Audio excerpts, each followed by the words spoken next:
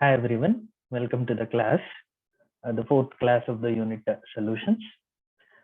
In the previous class, we have started with the concept of solubility.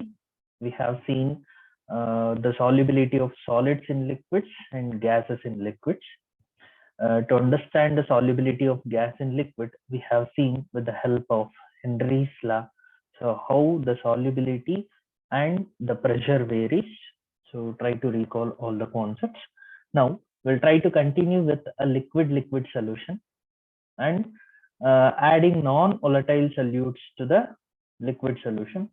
So majorly how it is formed, so how it is related, we'll understand with the help of Raoult's law, which is very important in classifying the solutions into ideal and non-ideal solution. So ಈ concepts ನ extend ಮಾಡ್ತಾ so ಈಗ ಕಲಿತಾ ಹೋಗೋಣ.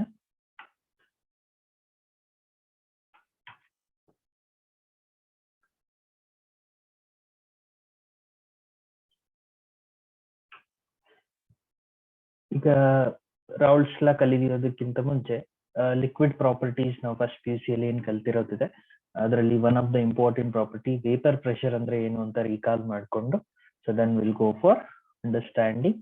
So with the help of Raoult's law a liquid solution will try to relate. Now we know that each liquid will have its own characteristic vapor pressure. So ಪ್ರತಿ ಲಿಕ್ವಿಡ್ಗೂ ಅದರದೇ ಆದ own characteristic value ಇರುತ್ತೆ. So vapour pressure values ಅಲ್ಲಿ so ಇದು ಆ ಒಂದು liquid ನ ಬಾಯ್ಲಿಂಗ್ ಪಾಯಿಂಟ್ ನ ಡಿಸೈಡ್ ಮಾಡುತ್ತೆ, right? So hence boiling point is related with very important property of the liquid, it is vapour pressure. So ಈ ವೇಪರ್ ಪ್ರೆಷರ್ ಅಂದ್ರೆ ಏನು ಅಂತ ನಾವು ತಿಳ್ಕೊಳ್ಳೋದಾದ್ರೆ, ಸೊ ಜನರಲ್ ಆಗಿ ಯಾವುದೇ ಒಂದು ಲಿಕ್ವಿಡ್ ನ ಒಂದು ಓಪನ್ ಕಂಟೈನರ್ ಅಲ್ಲಿ ಇಟ್ರೆ ಸೊ ಅದರ ಅಬೌವ್ ಏರ್ ಮೀಡಿಯಂ ಇರುತ್ತೆ, ಸೊ ಅಂದ್ರೆ ಗ್ಯಾಸಿಯಸ್ ಮೀಡಿಯಂ. ಸೊ ಇಲ್ಲಿ ಗ್ಯಾಸಿಯಸ್ ಪಾರ್ಟಿಕಲ್ಸ್ ಒಂದು ಲಿಕ್ವಿಡ್ ಗೆ ಎಂಟರ್ ಆಗ್ತಿರತ್ತೆ, ಅದೇ ರೀತಿ ಲಿಕ್ವಿಡ್ ಪಾರ್ಟಿಕಲ್ಸ್ ಒಂದು ಏರ್ ಮೀಡಿಯಂ ಅಥವಾ ಗ್ಯಾಸಿಯಸ್ ಮೀಡಿಯಂಗೆ ಎಸ್ಕೇಪ್ ಆಗ್ತಿರುತ್ತೆ. ಸೊ ಈ ಎರಡು ಸ್ಟೇಟ್ ಆಫ್ ಮ್ಯಾಟರ್ ಮಧ್ಯೆ ಒಂದು ಈಕ್ವಿಲಿಬ್ರಿಯಂ ಸ್ಟೇಟ್ ಅಂತ ಅಟೈನ್ ಆದಾಗ ಆ ಲಿಕ್ವಿಡ್ ವೇಪರ್ಸ್ ಏನೆಲ್ಲ ಎವಾಪರೇಟ್ ಆಗಿರುತ್ತೆ ಆ ಒಂದು ಏರ್ ಮೀಡಿಯಂ ಅಥವಾ ಗ್ಯಾಸ್ ಮೀಡಿಯಂ ಅಲ್ಲಿ, ಸೊ ಅದು ಆ ಒಂದು ಲಿಕ್ವಿಡ್ ಸರ್ಫೇಸ್ ಮೇಲೆ ಪ್ರೆಷರ್ ನ ಕ್ರಿಯೇಟ್ ಮಾಡುತ್ತೆ, right? So hence so vapour pressure is defined as right at equilibrium, ಅಂದ್ರೆ ಲಿಕ್ವಿಡ್ ಮತ್ತೆ ಅದರ ವೇಪರ್ಸ್ ಎರಡು ಸ್ಟೇಟ್ ಅಲ್ಲಿ ಈಕ್ವಿಲಿಬ್ರಿಯಂ ಸ್ಟೇಟ್ ನ ಅಟೈನ್ ಮಾಡಿದಾಗ ರೇಟ್ ಆಫ್ ಎವಾಪರೇಷನ್ ಮತ್ತೆ ಆ ಪಾರ್ಟಿಕಲ್ಸ್ ಸೊ ಒಂದು ಸೊಲ್ಯೂಷನ್ ಗೆ ಬರುವಂತ ಪ್ರೋಸೆಸ್. ಸೊ ಈ ಪ್ರೋಸೆಸ್ ಒಂದು ಈಕ್ವಿಲಿಬ್ರಿಯಂ ಸ್ಟೇಟ್ ಅಟೈನ್ ಆದಾಗ ರೈಟ್ ಅದನ್ನ ಸ್ಯಾಚುರೇಟೆಡ್ ವೇಪರ್ ಪ್ರೆಷರ್ ಸ್ಟೇಟ್ ಅಂತ ನಾವು ರಿಲೇಟ್ ಮಾಡಬಹುದು. ಸೊ ಇಂಥ ಸ್ಟೇಟ್ ಅಲ್ಲಿ ವೇಪರ್ ಪ್ರೆಷರ್ ನ ನಾವು ಡಿಫೈನ್ ಮಾಡೋದಾದ್ರೆ the pressure exerted by the vapours of a liquid above the surface of a particular liquid with which it is in equilibrium. ಅಂದ್ರೆ ಆ ಒಂದು ಲಿಕ್ವಿಡ್ ಜೊತೆ ಈಕ್ವಿಲಿಬ್ರಿಯಂ ಅಲ್ಲಿ ಇದ್ದಾಗ ಆ ಲಿಕ್ವಿಡ್ ವೇಪರ್ ಏನೆಲ್ಲ ಇರುತ್ತೆ ಅಂದ್ರೆ ಏರ್ ಮೀಡಿಯಂ ಆಗ್ಬೋದು ಅಥವಾ ಗ್ಯಾಸ್ ಮೀಡಿಯಂ, ಸೊ ಅಲ್ಲಿರುವಂತ ಏನೆಲ್ಲ ಲಿಕ್ವಿಡ್ ಪಾರ್ಟಿಕಲ್ಸ್ ಆ ಒಂದು ಲಿಕ್ವಿಡ್ ಸರ್ಫೇಸ್ ಮೇಲೆ ಪ್ರೆಷರ್ ನ ಕ್ರಿಯೇಟ್ ಮಾಡುತ್ತೆ, so that is called as vapour pressure. ತುಂಬಾ ಫಾಸ್ಟ್ ಆಗಿ ಎವಾಪರೇಟ್ ಆಗುವಂತ ಲಿಕ್ವಿಡ್ಸ್ ಗೆ ವೇಪರ್ ಪ್ರೆಷರ್ ವ್ಯಾಲ್ಯೂ ತುಂಬಾ ಜಾಸ್ತಿ ಇರುತ್ತೆ, ಅದನ್ನ we can call it as volatile liquids. Volatile ಅಂತ ಅಂದ್ರೆ ಏನು? ಬೇಗ ಎವಾಪರೇಟ್ ಆಗುವಂತ ಲಿಕ್ವಿಡ್ಸ್. ಅಂತ ಲಿಕ್ವಿಡ್ಸ್ ಗೆ vapour pressure will be generally high. So ತುಂಬಾ ಕಡಿಮೆ ರೇಟ್ ಅಲ್ಲಿ ಎವಾಪರೇಟ್ ಆಗುವಂತ ಲಿಕ್ವಿಡ್ಸ್ ನ ಲೆಸ್ ವೊಲಟೈಲ್ ಅಥವಾ ನಾನ್ ವೊಲಟೈಲ್ ಲಿಕ್ವಿಡ್ಸ್ ಅಂತ ಕರಿತೀವಿ. ಸೊ ಈಗ ಅದನ್ನ ಸೊ ಏನ್ ಡಿಸ್ಕಸ್ ಮಾಡಿದ್ವಿ ಅದನ್ನ ನೋಡೋದಾದ್ರೆ ಕೀ ಪಾಯಿಂಟ್ಸ್ ಆಗಿ, so every liquid possess vapour pressure, ಅಂದ್ರೆ ವೇಪರ್ ಪ್ರೆಷರ್ ಅನ್ನೋದು ಪ್ರತಿ ಲಿಕ್ವಿಡ್ ಗೆ ಇರುವಂತ ಒಂದು ಕ್ಯಾರೆಕ್ಟರಿಸ್ಟಿಕ್ ಪ್ರಾಪರ್ಟಿ. ಸೊ ಇದನ್ನ ಹೇಗ್ ತಿಳ್ಕೊಬಹುದು ಅನ್ನೋದನ್ನ ಈ ಪಾಯಿಂಟ್ ಅಲ್ಲಿ ಎಕ್ಸ್ಪ್ಲೈನ್ ಮಾಡಿರೋದಿದೆ, which is a measure of tendency of the liquid to evaporate. So ಒಂದು ಲಿಕ್ವಿಡ್ ಎವಾಪರೇಟ್ ಆಗುವಂತ ಟೆಂಡೆನ್ಸಿನ ನಾವು ವೇಪರ್ ಪ್ರೆಷರ್ ಪ್ಯಾರಾಮೀಟರ್ ಇಂದ ಸೊ ಅರ್ಥ ಮಾಡಿಕೊಂಡು ವ್ಯಾಲ್ಯೂ ಸಿಗ್ನಿಫಿಕೆನ್ಸ್ ಗೆ ರಿಲೇಟ್ ಮಾಡ್ತೀವಿ.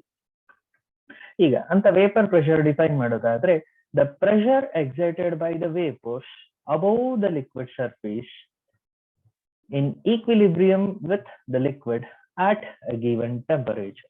ಸೊ ಆ ಒಂದು ಟೆಂಪರೇಚರ್ ಅಲ್ಲಿ ಅಂದ್ರೆ ಒಂದು ಗಿವನ್ ಟೆಂಪರೇಚರ್ ಕಂಡೀಷನ್ ಮೇಂಟೈನ್ ಮಾಡಿದಾಗ ಲಿಕ್ವಿಡ್ ಮತ್ತೆ ಅದರ ವೇಪರ್ಸ್ ಎರಡರ ಮಧ್ಯೆ ಈಕ್ವಿಲಿಬ್ರಿಯಂ ಸ್ಟೇಟ್ ಅಟೈನ್ ಆದಾಗ what ever the pressure exerted by the liquid vapors above the surface of the liquid will be referred to as vapor pressure.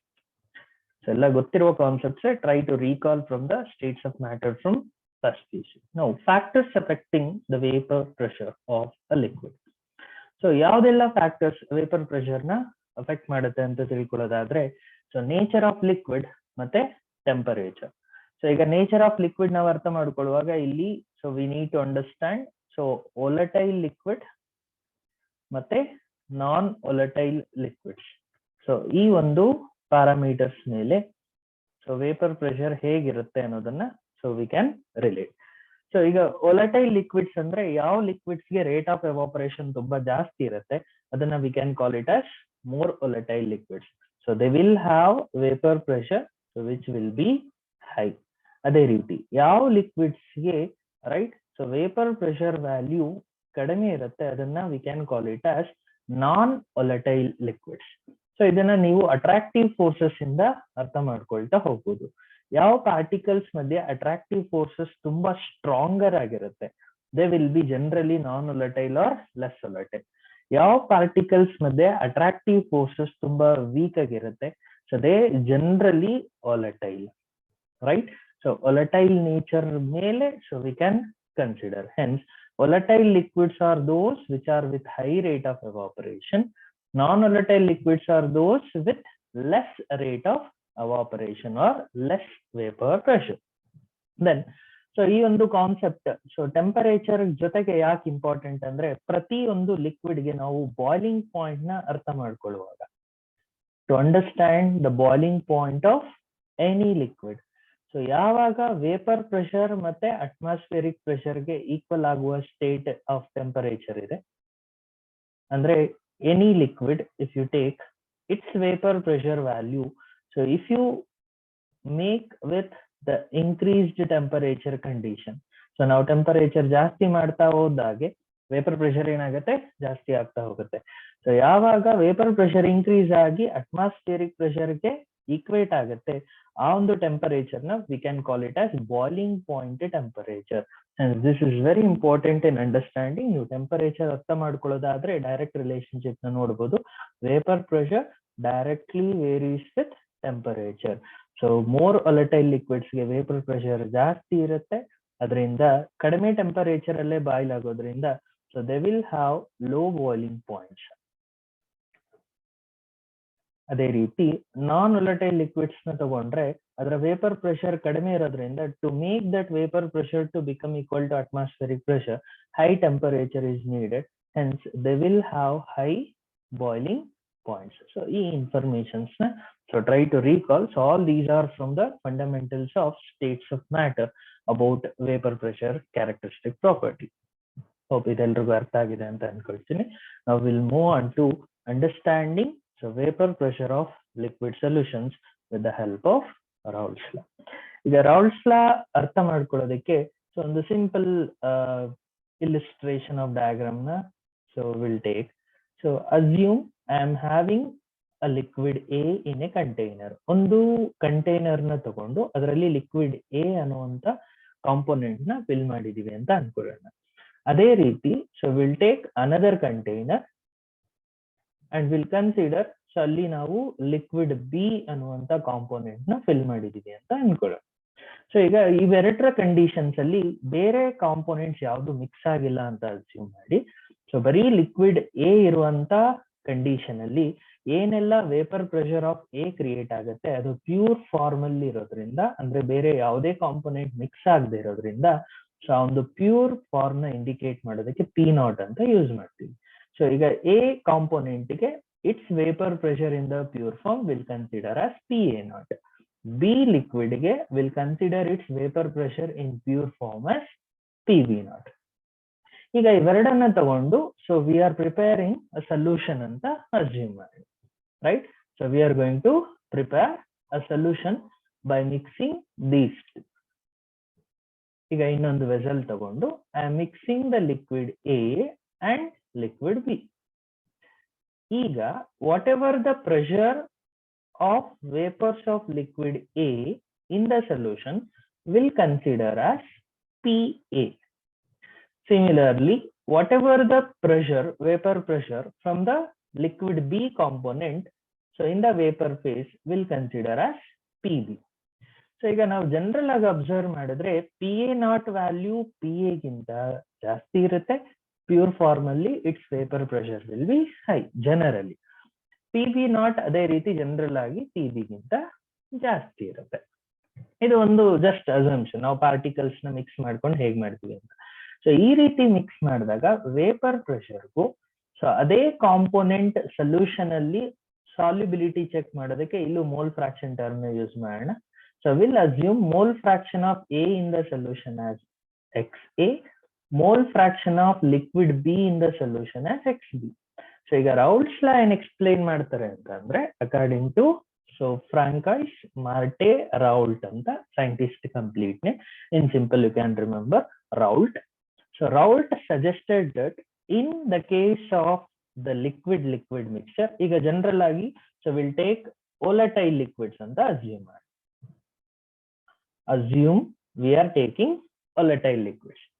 So ಈಗ in a mixture of two volatile liquids, ನಾವು ಒಂದು mixture of two volatile liquids, ಈಗ ಹೇಳಿದಂತ example ಇರುವಂತ liquid ಅಂತ ಅನ್ಕೊಳ್ಳಿ. So A B ಇರುವಂತ two volatile liquids ಅಂತ ತಗೊಂಡ್ರೆ right. So its mole fraction ಏನಿರುತ್ತೆ ಸೊ ಅದು ಮತ್ತೆ ಆ ಒಂದು liquid particles vapour pressure, so ಒಂದು ಗ್ಯಾಸಿಯಸ್ ಫೇಸ್ ಅಲ್ಲಿ ಇರುವಂತ ಪಾರ್ಟಿಕಲ್ಸ್ ಇಂದ ಕ್ರಿಯೇಟ್ ಆಗುವಂತ ವೇಪರ್ ಪ್ರೆಷರ್ ಎರಡೂ ಸಹ ದೇ ವೇರೀಸ್ ಡೈರೆಕ್ಟ್ಲಿ ಅನ್ನೋದನ್ನ we are understanding from the Raoult's law. ಇದನ್ನ ನಾವು ಪ್ರಾಪರ್ ಸ್ಟೇಟ್ಮೆಂಟ್ ಫಾರ್ಮ್ ಅಲ್ಲಿ ನೋಡೋದಾದ್ರೆ ನಾವು ಇಟ್ಸ್ ವೆರಿ ಸಿಂಪಲ್. ಈಗ ಇಲ್ಲಿಸ್ಟ್ರೇಷನ್ಸ್ ನ ಅರ್ಥ ಮಾಡ್ಕೊಳ್ಳಿ, ಈಸಿಯಾಗಿ ನೀವು ಸ್ಟೇಟ್ಮೆಂಟ್ ನ ಕನ್ಸಿಡರ್ ಮಾಡಬಹುದು. For a solution of volatile liquids, ಈಗ ನಾವು ಅಸ್ಯೂಮ್ ಮಾಡಿದಂತ ಲಿಕ್ವಿಡ್ ಎ ಅಂಡ್ ಬಿ ಅನ್ಕೊಳ್ಳೋಣ as an example. The partial vapor pressure of each component, ಅದು PA ಆಗ್ಬೋದು ಅಥವಾ PB ಆಗ್ಬೋದು. The partial vapor pressure of each component of the solution is directly proportional to its mole fraction present in the solution. ಆ ಒಂದು component mole fraction solution ಅಲ್ಲಿ ಏನಿರುತ್ತೆ ಅದರ ಮೇಲೆ ಡಿಪೆಂಡ್ ಆಗಿರುತ್ತೆ. ಅಂದ್ರೆ so PA is directly proportional to its mole fraction, PB is directly proportional to its mole fraction present in the solution. So ಇದನ್ನ remove ಮಾಡಿದಾಗ we are getting the constant of proportionality PA0 in this form, PB0 in the second form. ಅದನ್ನ detailed ಆಗಿ ನೀವು ನೋಡೋದಾದ್ರೆ so for component 1 ಇಲ್ಲಿ A ಬದಲಿಗೆ 1 ಅಂತಿದೆ. 1 R A simplifies ಅಂದ್ರೆ ಸೊ ಸಿಗ್ನಿಫೈಸ್ ಸೇಮ್ ಇನ್ಫಾರ್ಮೇಶನ್ ಅಂತ ಅಸ್ಯೂಮ್ ಮಾಡಿ ಕಾಂಪೋನೆಂಟ್ 1 ಅಂತ ಅನ್ಕೊಳ್ಳೋಣ. ಇಲ್ಲಿ ಲೆಟರ್ ಸಿಂಬಲ್ ಅಲ್ಲಿ ಎ ಇದೆ ಅಂತ ಅನ್ಕೊಳ್ಳಿ. ಕಾಂಪೋನೆಂಟ್ 2 ಗೆ ಬಿ ಅಂತ ಅಸ್ಯೂಮ್ ಮಾಡಿ. Now P1 is directly proportional to mole fraction 1, which shows that so its mole fraction, right, so varies directly with its partial vapor pressure from the same component. So ಅದೇ ರೀತಿ ನಾವು if you consider for P2, so it is directly proportional to mole fraction 2. Ega by removing the directly proportional, so here the constant of proportionality introduced is P1 naught and P2 naught. So PA naught PB naught anta hegide. Ega for example if you write for this here, PA is equal to PA naught mole fraction E. Ade riti PB naught illi constant of proportionality anta assume ಮಾಡಿದಾಗ PB is equal to PB naught mole fraction B. So ಇಲ್ಲಿ A ಬದಲಿಗೆ 1 ಇದೆ, B ಬದಲಿಗೆ 2 ಇದೆ. That's all. Now you try to remember this, right? So the constant of proportionality in Raoult's law ನೀವು ಬರೆಯುವಾಗ vapor pressure of the same liquid in pure form ಅಂತ indicate ಮಾಡೋದಕ್ಕೆ this not symbol is important. So ಈ not superscript ಆಗಿ ಏನ್ place ಮಾಡಿರೋದಿದೆ symbol ಗೆ, that shows that it is in its pure form. Right? So that's all in simple to understand. So what is Raoult's law for a liquid mixture? So in a mixture of two volatile liquids, so the partial vapor pressure of each component of the solution is directly proportional to its mole fraction. The partial vapor pressure, so ಅದು ಎಷ್ಟು mole fraction component ಆಗಿ solution ಅಲ್ಲಿ ಇದೆ ಅದರ ಮೇಲೆ directly depend ಆಗಿರುತ್ತೆ. Right. So ನಾವು Henry's law relate ಮಾಡುವಾಗ ಸೊ ನಾವು partial pressure of gas use ಮಾಡಿದ್ವಿ. ಸೊ ಇಲ್ಲಿ ಲಿಕ್ವಿಡ್ ಆಗಿರೋದ್ರಿಂದ ಸೊ ಪಾರ್ಷಿಯಲ್ ಪ್ರೆಷರ್ ಬದಲಿಗೆ ಪಾರ್ಷಿಯಲ್ ವೇಪರ್ ಪ್ರೆಷರ್ ಅನ್ನೋದನ್ನ ನಾವು ರಿಲೇಟ್ ಮಾಡ್ತೀವಿ, right. So vapour pressure concept is very important in relating and understanding the Raoult's law. ಅದಕ್ಕೋಸ್ಕರ ನಾವೀಗ ಸೊ ಈ ಒಂದು ಕ್ಲಾಸ್ ನ ಇಂಟ್ರಡಕ್ಷನ್ ಅಲ್ಲಿ ವೇಪರ್ ಪ್ರೆಷರ್ ಅಂದ್ರೆ ಏನು ಅಂತ ಡೀಟೇಲ್ಡ್ ಆಗಿ ಕಲ್ತೀವಿ. Try to remember this and don't confuse between the two laws. ಈಗ ಮ್ಯಾಥಮೆಟಿಕಲ್ ಫಾರ್ಮ್ ಆಫ್ ರಾವ್ಲ್ಸ್ ಲಾನ so we can explain so with few more consideration. So one of the important law learned from first PUC recall ಮಾಡ್ಕೊಳ್ಳಿ, Dalton's law of partial pressure you learned. So ಅದನ್ನ ತಗೊಂಡು so we'll relate one more mathematical form of Raoult's law. Now according to Dalton's law of partial pressure, so what it says, the total pressure will be always equal to sum of the partial pressures of the individual gases present in a non-reactive mixture anta so we learned in first PUC. Now we'll relate that information for these two solutions. Iga ee solution alli so namige iruvanta components 1 and 2, right. Adra partial vapor pressure solution above, if we check, it is P1 and P2 in the solution form, and from Dalton's law total pressure will be equal to P1 plus P2. So iga we know that so P1 is P1 naught mole fraction 1. Other P2 is P2 naught mole fraction of 2. Here, try to recall one of the information we learned in the first class. The sum of mole fraction of any component will be always equal to 1. Here, yavado one term na will replace. Here I have taken mole fraction of 1, right? So I have replaced by 1 minus mole fraction of 2.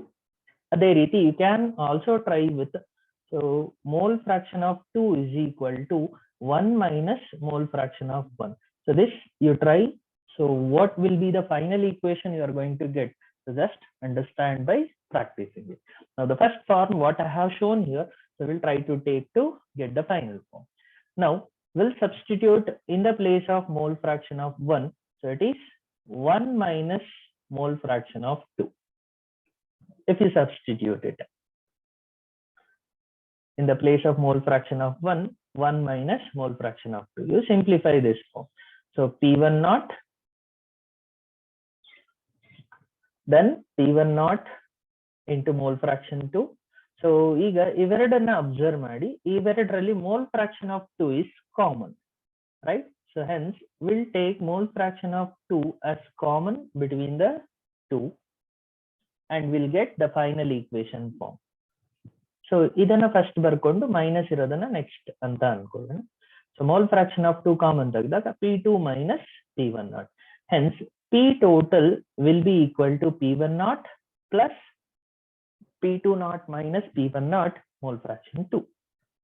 ಇದೇ ರೀತಿ so if you try for other form, ಈಗ P total can be given as P1 naught mole fraction of 1 plus P2 naught, instead of mole fraction of 2 you assume 1 minus mole fraction of 1. So ಇದನ್ನ ಅದೇ ರೀತಿ rearrange ಮಾಡ್ತಾ ಹೋಗಿ. It is P1 naught mole fraction of 1 plus P2 naught minus P2 naught mole fraction of 2. ಈಗ ಇವೆರಡರಲ್ಲಿ it is mole fraction of 1. P2 naught into mole fraction of 1. ಈಗ ಇವೆರಡರಲ್ಲಿ common ಯಾವುದು? mole fraction of 1. So first we'll write P2 naught plus ಇವೆರಡರಲ್ಲಿ ಇರುವಂತ common factor mole fraction of 1 ತಗೊಂಡಿದ್ದಾದ್ಮೇಲೆ so we have so P1 naught minus P2 naught. So hence so P total can be related in these two form of equation.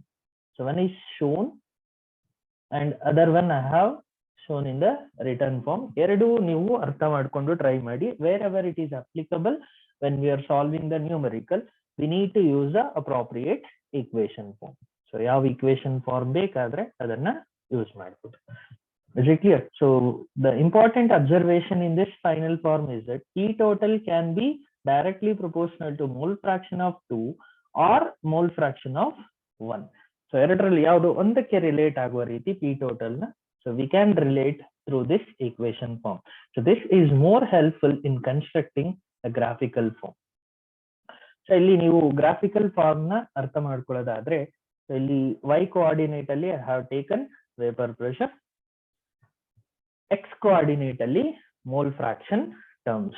So ಈಗ assume ಮಾಡಿ ಇಲ್ಲಿ ಕೊಟ್ಟಿರುವಂತ 1 and 2 ಅಲ್ಲಿ 2 is little more volatile, 1 is little less volatile ಅಂತ assume ಮಾಡಿ. ಅಂದ್ರೆ ಎರಡು volatile liquids comparatively ಒಂದು volatile nature ನ ರಿಲೇಟ್ ಮಾಡಿದಾಗ 2 is little more volatile when compared to component 1. ಈಗ assume ಮಾಡಿ, right? So we are relating mole fraction of 2 here starting from 0. Slow agi mole fraction of 2 na you are increasing, right? So ನೀವು mole fraction of 2 increase ಮಾಡಿದಾಗ its partial vapor pressure as it directly proportional, so the directly varying relationship now you can observe here. Then when the mole fraction of 2 reaches 1, so its vapor pressure in its pure form will be attained, which is a constant, which is P2 naught. So even though formally you are relating, so P2 is directly proportional to mole fraction of 2, so which is P2 is equal to P2 naught mole fraction of 2. So adhe reeti, so if you consider the other form, just I will change the color to show that other form. Now if you consider here mole fraction of 1 from 0, slowly if you increase the mole fraction of 1, so its corresponding partial vapor pressure as it directly varies, we are observing it is increasing directly. It reaches a maximum value which will be mole fraction of 1 is equal to 1. Then its partial vapor pressure is indicated by a constant P1 naught, right? So as 2 is more volatile anta torsirodrinda, so P2 naught value you can observe here on little higher side when compared to P1 naught. P1 naught ge compare ಮಾಡಿದಾಗ, so P2 naught is little higher side. So ನೀವು ಇದನ್ನ ಇದೇ ರೀತಿ ಬರಿಬೇಕಂತಲೂ ಇಲ್ಲ, you can show in other way also. So P1 naught more volatile ಅಂತ ತಗೊಂಡಾಗ you can show P1 naught here, just indicating the information. So P2 naught less volatile ಅಂತ assume ಮಾಡಿದಾಗ ಅದರ ಪೀಕ್ ಇಲ್ಲಿರುತ್ತೆ, ಅಂದ್ರೆ in the form of intercept ಅಂತ ಏನಿದೆ, so ಇಲ್ಲಿ constant value reach ಆಗೋದನ್ನ you can show it on lower side. If you assume it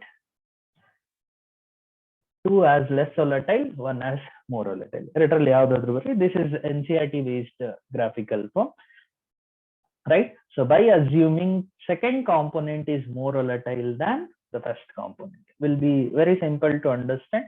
So ಈಗ ನಾವೀಗ Dalton's law use ಮಾಡಿ final form ಏನ್ ಬರ್ದಿರೋದಿದೆ, right? So that is suited for this first information. So ಹೇಗೆ ಅನ್ನೋದನ್ನ ನೀವು ಅರ್ಥ ಮಾಡ್ಕೊಳ್ಳೋದಾದ್ರೆ, so if you recall the concept ಆಗ್ಲೇ ಹೇಳಿದ್ದು, ಅಂದ್ರೆ ಲೆಸ್ volatile ಮತ್ತೆ more volatile ಈ ಕಾನ್ಸೆಪ್ಟ್ ಮೇಲೆ, so P total directly proportional to mole fraction of 2, ಅಂದ್ರೆ P total value increase ಆಗ್ತಿದೆ by increasing mole fraction of 2 value by assuming second component as more volatile. If you consider first component as more volatile, ನಾನು ಆಗ್ಲೇ ಹೇಳಿದಾಗೆ, so you can show here, so ಒಂದು P1 naught ಇಲ್ಲಿ ಬರುವ ರೀತಿ, P2 naught ಇಲ್ಲಿ ಬರುವ ರೀತಿ, so you can change, right? So this will be in simple to understand the graph, right? So complications ಮಾಡ್ಕೋಬೇಡಿ, it's very easy to understand. ಒಂದೊಂದೇ ತಗೊಂಡು so you try to relate. So just ಯಾರಿಗಾದ್ರೂ confusion ಇದ್ರೆ ಒಂದ್ಸರಿ observe ಮಾಡ್ಬಿಡಿ, quick ಆಗಿ ಒಂದೇ ಒಂದು ತೋರಿಸ್ತೀನಿ. Say for example, so mole fraction of 2 we are starting from 0, slow ಆಗಿ increase ಮಾಡ್ತಾ ಇದೀವಿ, ಅದರ ಪಾರ್ಷಿಯಲ್ ವೇಪರ್ ಪ್ರೆಷರ್ ಏನಾಗುತ್ತೆ, increase ಆಗ್ತಾ ಹೋಗುತ್ತೆ. So when its mole fraction reaches to 1, then the partial vapor pressure, so which is reached, will be considered as P2 naught. So ಈ ರೀತಿ, ಅದೇ ರೀತಿ you can consider another one. ನಿಮ್ಗೆ ಗೊತ್ತಾಗ್ಲಿ ಅಂತ I have shown only one component, that is P2 is directly proportional to mole fraction of 2. P2 will be equal to P2 naught mole fraction of 2.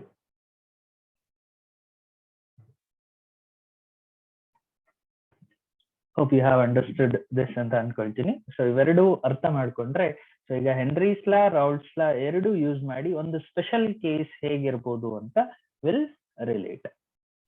Raoult's law as a special case of Henry's law. So Raoult's law is applicable for liquid-liquid solution, whereas Henry's law related for gas in liquid solution.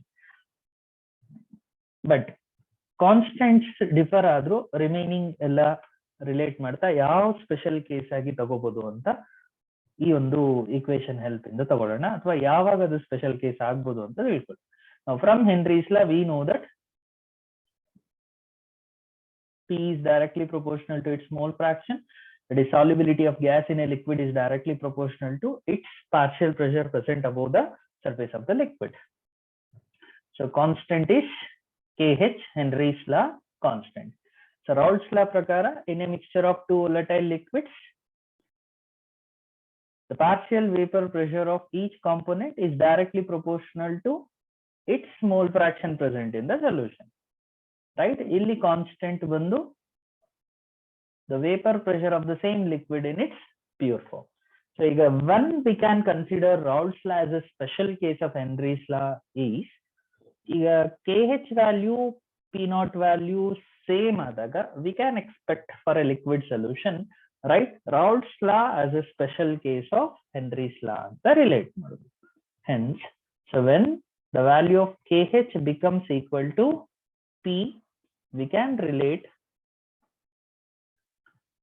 Raoult's law as a special case of Henry's law. Simple information, maybe asked for 1 mark ge kelbodu. So direct statement and all, so you can expect it in Raoult's law, Henry's law, its statement, mathematical form. So try to concentrate and remember clearly. So both the laws practice its statement, mathematical form. Henry's law we have application part. Now to extend with Raoult's law, based on the Raoult's law information, so solutions are classified into ideal and non-ideal solution. Right? This is very important. Hege anadana artha madkolona. So adakkinta munche, so ide reeti liquid solutions alli instead of liquid, so we'll add a non-volatile solute to the volatile solvent. ಅದನ್ನ assume ಮಾಡಿ relate ಮಾಡೋಣ. Vapour pressure of a solution of non volatile solute in volatile solvent. ಈಗ ನಾವು general ಆಗಿ ಒಂದು diagram ಕೊಡ್ತೀನಿ, observe ಮಾಡಿ. ಈ ಒಂದು ಎ ಡಯಾಗ್ರಾಮ್ ನೀವು ಅಬ್ಸರ್ವ್ ಮಾಡಿದ್ರೆ ವಿಚ್ ಕಂಟೈನ್ಸ್ ಪ್ಯೂರ್ ಸಾಲ್ವೆಂಟ್. ಈ ಸರ್ಫೇಸ್ ಮೇಲೆ ಇರುವಂತ ಎಲ್ಲಾ ಮಾಲಿಕ್ಯೂಲ್ಸ್ ನ ನೋಡಿ, which are given in blue colour spherical structures. Right? Illiruvanta ella particular spheres andre surface of the liquid is occupied by one type of particle. As we are assuming this as solvent, iga ella solvent particles ee ondu surface mele ide, correct? So hence iga rate of evaporation neevu relate madidre, so pure form alli this rate of evaporation of particle will be more. So what I have told earlier agle heldage P, so solvent ge will take it as 1 or A, so idanna P1 naught anta ankolli. Just assume. Now, so these green color spherical shaped structures which are shown, assume it as solute and consider these are non-volatile solutes. You are adding non-volatile solute to the volatile solvent. Now you can observe on the surface few molecules of the solvent are replaced by solute particles. Now number of particles present in the vapor phase is less, hence vapor pressure of the solvent is decreased. Correct? Now non-volatile solute add ಮಾಡ್ತಿರೋದ್ರಿಂದ so solvent particles evaporate ಆಗುವಂತ rate ಕಡಿಮೆ ಆಗಿ ಅದರ vapor pressure ಏನಾಯ್ತು, which is reduced. This is very, very important when we are understanding the colligative property. So first property RLVP, relative lowering of vapor pressure, ಮತ್ತೆ elevation of boiling point, depression in freezing point. ಈ ಮೂರು colligative properties ನಾವು ಕಲಿಯುವಾಗ ನಮಗೆ ಈ ಒಂದು assumption ಏನಿದೆ ಇಲ್ಲಿ ಕಲಿತಿರುವಂತದ್ದು, it is very important. ಅದನ್ನ ಇಲ್ಲಿ brief points ಆಗಿ it is given. So ಅದನ್ನ try to observe and understand. In a pure solvent, the surface has only solvent molecules, whereas in the solution containing non-volatile solute, surface has both solvent and solute molecules. Hence, so solution prepare ಮಾಡಿದ ಆದ್ಮೇಲೆ escaping tendency of the solvent molecules ಏನಿದೆ, it has reduced. As a result, the vapor pressure of the solution is lower than that of the pure solvent. ಇದನ್ನ ನಾವು P ಅಂತ assume ಮಾಡೋಣ. So P is the vapor pressure of solution. So P naught ಅಥವಾ P1 naught ಅಂತ ಏನಿದೆ, so we'll relate this as vapor pressure of solvent.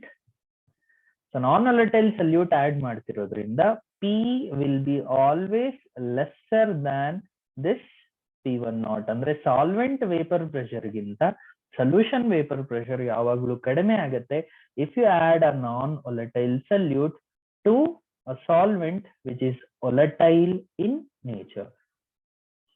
ಅಂದ್ರೆ ಜಾಸ್ತಿ evaporate ಆಗುವಂತ ನೇಚರ್ ಇರುವ ಸಾಲ್ವೆಂಟ್ ಗೆ ನೀವು ಲೆಸ್ ವೊಲಟೈಲ್ ನೇಚರ್ ಇರುವಂತ ಸೊಲ್ಯೂಟ್ ಆಡ್ ಮಾಡಿದ್ದಾದ್ಮೇಲೆ ಸೊ ಅವೆರಡು ಸೊಲ್ಯೂಷನ್ ಫಾರ್ಮ್ ಆದಾಗ overall solution boiling point ಎಲ್ಲ ಚೆಕ್ ಮಾಡುವಾಗ ಅದರ ವೇಪರ್ ಪ್ರೆಷರ್ ನೀವು ರಿಲೇಟ್ ಮಾಡೋದಕ್ಕೆ ಹೋದ್ರೆ so their vapour pressure will be always lower. ಅಂದ್ರೆ ಸೊಲ್ಯೂಷನ್ ವೇಪರ್ ಪ್ರೆಷರ್ ಕಡಿಮೆ ಆಗತ್ತೆ by adding a non volatile solute to the volatile solvent. So this is very important in understanding. ಈಗ Raoult's law ಕಲ್ತಿರುವಂತ basic information ಇಂದ so we can extend what are the types of solution, ಅಂದ್ರೆ ideal and non ideal solutions ಅಂದ್ರೆ ಏನು ಅಂತ ತಿಳ್ಕೋಬಹುದು. so that we can continue in our next class. so ಇದನ್ನ ಚೆನ್ನಾಗಿ ರೀಕಾಲ್ ಮಾಡಿಕೊಂಡು ಪ್ರಾಕ್ಟೀಸ್ ಮಾಡಿ try to remember and please solve all the question answers given in the material based on the topics. So hope the concepts are clear. So we'll continue in the next class. Thank you.